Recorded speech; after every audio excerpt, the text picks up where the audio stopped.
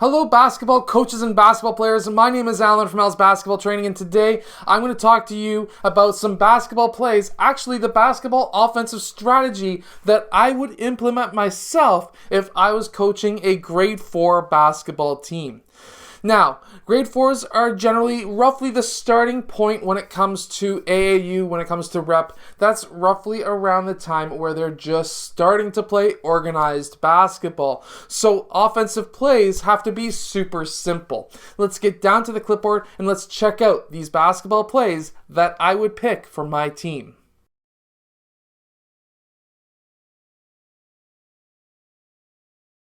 Now, in this first basketball play, what we're going to have is a super simple box offense. Of course, we're going to be playing mostly up against man-to-man defenses because generally at that age, that's what you're going to be playing against. There's always a few leagues here and there that allow you to play zone, but, well, I disagree with those leagues. Anyways, so first, we're going to be having the big players. The big players are starting up top. They're going to be setting a screen down to the shorter players down in the low post. The reason why we're starting the shorter players in the low post in these plays is because what we're hoping for is there to be a switch.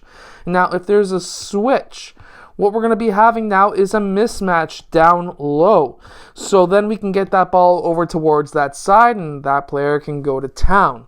Now, that's kind of the best case scenario, but if there's no switches and there's no mismatches, what we can do is to have now a 3-out motion offense or a 5-out motion offense. So if nothing comes from this, what I would personally do to start the season is to have players 5 and 4 clear out towards the perimeter, and now we would run a simple pass and cut, pass and screen away, or pass and screen 4 5-out offense, motion offense. So pass and cut just basically means player 1 passes to player 2.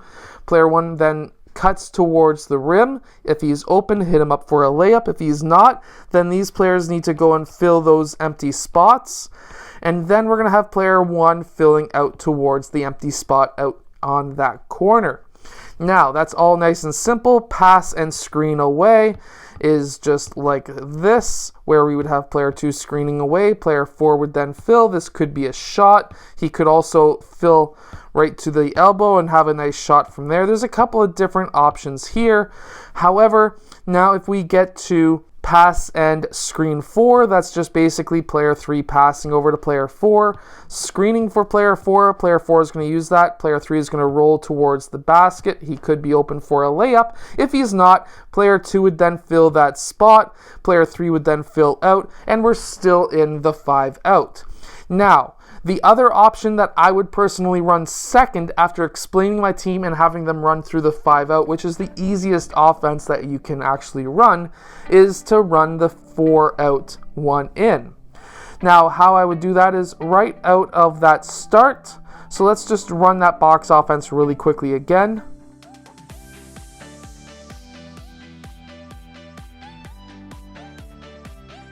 So we have the box offense, we have these players screening down. Now, if there's no mismatches that are happening, then we're going to be running next a 4-out. So then we would have player 1 dribble over towards this left side. Player 3 would then go up top and player 4 would clear out. We would have our big man in the middle.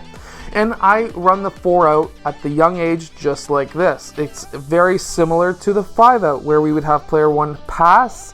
He would either screen 4, screen away, or cut towards the basket.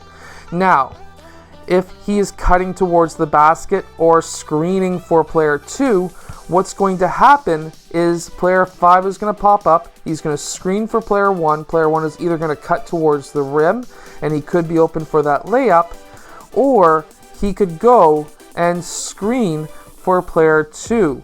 And when he screens for player 2, player 5 is going to roll off that first screen. And of course, this could be a lob pass into player 5, or player 2 is going to be using that screen, and player 5 is going to be clearing out, and we're going to be having now player 1 roll towards the basket himself. This could be an open layup for him.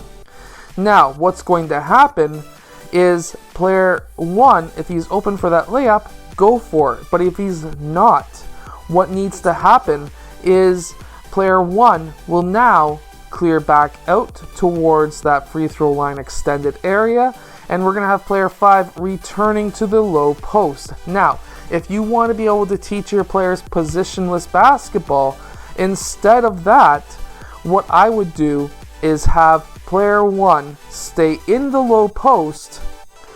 I would then have one of a few things happening. I could have player 2 dribble back down, player 3 fill, player 4 fill, player 5 fill, or instead we could have all of these players back to where they were, and they instead could set a double staggered screen for player 5 to fill this spot, and then player 3 would just come out and fill, and this could be an easy pass, screen, and cut towards the basket, because now we have essentially stacked the defense majority on that side, where we could have player 5 open for a very long shot, but generally speaking, that player 2 having that layup is a little bit of a better option. Now, because the 4-out can be a difficult offense to run by just what I just explained there, I'm going to break it down right now.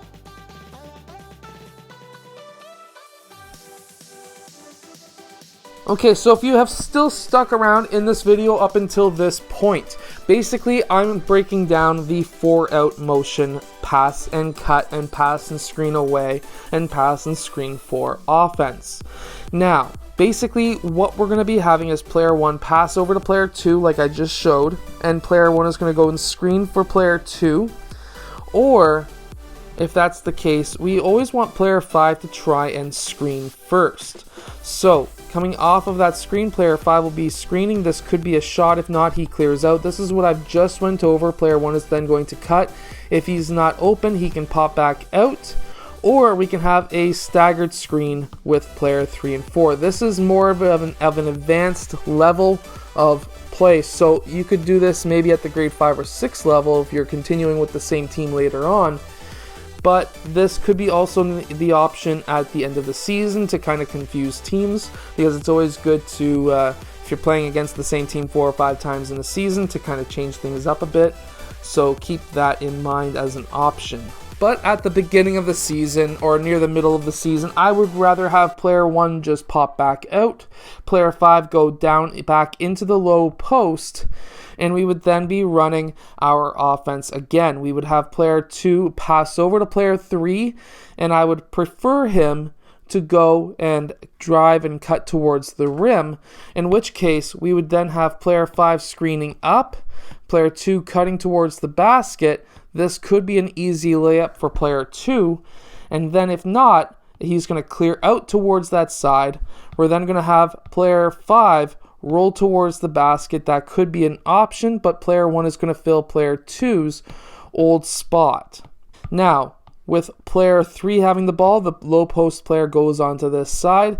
He could pass to player 4, and then we can have player 3. The only time player 5 is not going to be screening is if player 3 decides to go and set a screen for away, which is to player 1. So player 5 may have been starting up to set that screen, but if nothing, he's going to go back down towards the low post, and player 1 has the option to now be open in the mid-range or three-point line area for a shot, or to swing the ball back around.